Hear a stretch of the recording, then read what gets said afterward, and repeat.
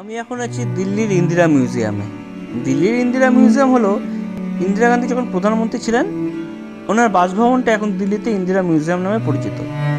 এখন এটি একটি ট্যুরিস্ট স্পট। এটা হলো দিল্লির ইন্দিরা মিউজিয়ামের ভিতরে বাগান, প্রচুর বড় বড় গাছে ঘেরা একটি বাগান, খুবই সুন্দর এবং প্রত্যেকটা গাছই সেই জামানায় যখন ইন্দিরা গান্ধী নিজে বেঁচে ছিলেন। আর এটি এখন সেন্ট্রাল গভর্নমেন্টের অধীনে আছে। এটা হচ্ছে ইন্দিরা গান্ধীর ড্রয়িং রুম। এই ইন্দিরা মিউজিয়ামের ভিতরে যাবতীয় যা আসবাবপত্র, যাবতীয় বই যা কিছু রয়েছে সবই ইন্দিরা গান্ধী যখন বেঁচে ছিলেন উনি সব ব্যবহার করতেন। ইন্দিরা গান্ধীর ডাইনিং রুম, এখানে বসে উনি খাওয়া দাওয়া করতেন।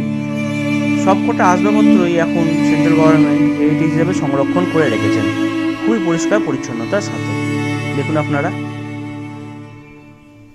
এটি একটা খুবই গুরুত্বপূর্ণ মিউজিয়াম। এখানে ইন্দিরা গান্ধীর স্মৃতি জড়ানো সব কিছু রয়েছে। এখানে আসলে জানা যায় ইন্দিরা গান্ধীর ব্যাপারে বিভিন্ন তথ্য। এটা হচ্ছে সেই লাইব্রেরি, সেই বইপত্র, যেই বইপত্রগুলোকে নিয়ে ইন্দিরা গান্ধী ওনার অবসর টাইমে পড়াশোনা করতেন। এটা হচ্ছে সেই বলিদান স্থল যেখানে ইন্দিরা গান্ধীর দুজন বডিগার্ড ওনাকে নৃশংসভাবে হত্যা করেছিলেন। এই শাড়ি, এই জুতো, এই ব্যাগটা দেখতে পাচ্ছেন, এটা হচ্ছে সেই শাড়ি, সেই জুতো এবং সেই ব্যাগ যখন ইন্দিরা গান্ধীকে হত্যা করেন ওনার দুজন বডিগার্ড, তখন ইন্দিরা গান্ধী ওনার পরনে এগুলো পরেছিলেন। শাড়িতে বুলেটের দাগ এবং রক্তের দাগ এখনও লেগে রয়েছে। আর এটা হচ্ছে রাজীব গান্ধীর প্যান্টের অংশ।